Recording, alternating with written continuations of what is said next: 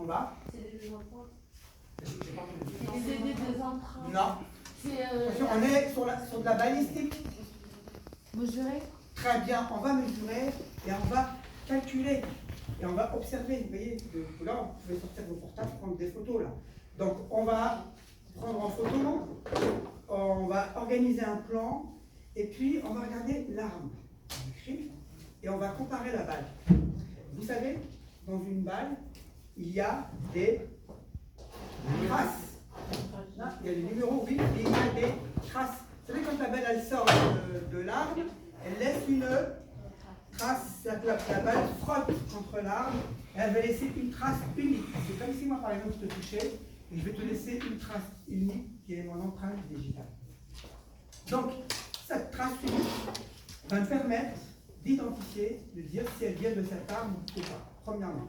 Deuxièmement, le calcul balistique va nous permettre de déterminer si ça a été tiré de là, ou de là, ou de là-haut.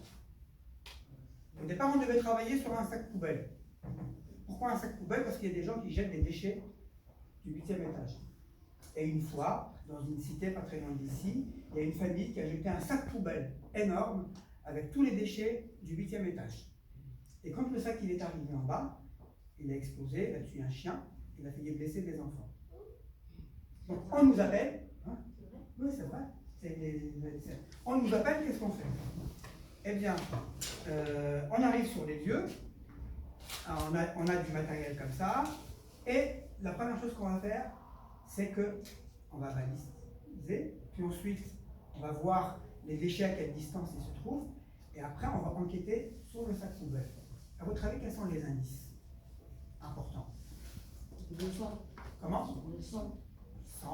Le son. Si c'est un chant du chien, ok, c'est le son du chien, mais... Les traces. Traces, très bien. Les déchets, la marque du sac poubelle. Bravo. Ce qu'il y a à l'intérieur du sac poubelle. Si par exemple vous trouvez des mégots de cigarettes, ça veut dire que le gars il fume, on va regarder la marque des cigarettes, mais qu'est-ce qu'on va regarder d'autre? Il y a peut-être du courrier, très bien, voilà, encore. Il y a des choses beaucoup plus subtiles. Hein. Des empreintes. Des empreintes, très bien, très bien. Mais encore? La nourriture. La nourriture, donc on va pouvoir déterminer ce qu'ils mangent. Vous voyez, s'ils mangent des bananes, on va faire une petite analyse sur les bananes. Tu peux sortir les bananes. Comment tu t'appelles? Odelvi. Odelvi? Odelvi, s'envoie les bananes, s'il te plaît.